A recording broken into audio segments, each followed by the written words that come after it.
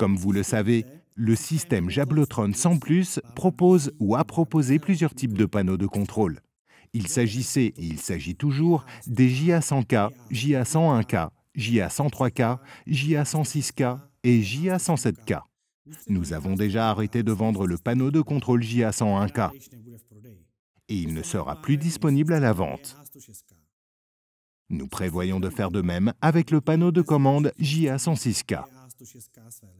Nous sommes conscients du fait que, même si le panneau de contrôle JA106K avait ses limites aujourd'hui, notamment parce qu'il ne supportait pas certaines nouvelles fonctionnalités, beaucoup de nos installateurs l'utilisaient encore, quand il avait besoin d'un panneau de contrôle pour une petite installation en termes de paramètres, mais une installation entièrement bus. Oui, il est vrai qu'une installation bus complète avec un panneau de contrôle JA103K qui avait les 50 détecteurs de bus n'était pas possible. Pour cette raison, et sur la base des commentaires que nous avons reçus de votre part, nous avons décidé de créer un panneau de contrôle qui couvre les besoins des deux parties. Un petit panneau de contrôle en termes de paramètres et une installation bus complète en même temps. Laissez-moi vous présenter le panneau de contrôle JA103K 7AH. Dans le JA103K 7AH, nous avons installé le boîtier du grand panneau de commande du JA107K. Le panneau de commande du JA103K a été placé dans une grande boîte de montage à l'aide d'une entretoise. Nous avons conservé le support du module radio JA111R. Nous avons créé un espace pour accueillir une batterie de 7 ampères, qui est la capacité maximale autorisée de la batterie pour répondre à la norme. Au fait, en parlant de normes, le panneau de commande est certifié et répond aux exigences des normes EN grade 2 et Insert.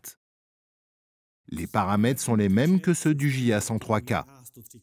Pour rappel, il s'agit de 8 sections au maximum, jusqu'à 50 périphériques cette fois-ci, des périphériques vraiment bus, jusqu'à 50 utilisateurs et jusqu'à 32 sorties programmables.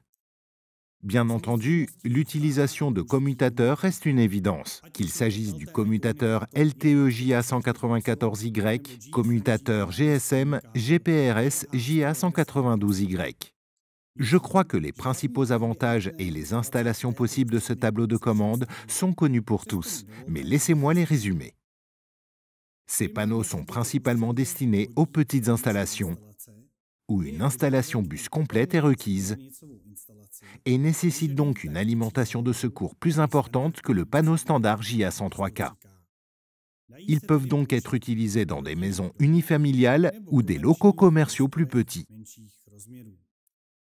Il est également possible d'utiliser ce panneau de commande dans les zones où les coupures de courant sont fréquentes et qu'il est nécessaire d'avoir un panneau de contrôle avec une batterie de secours de plus grande capacité dans le bâtiment.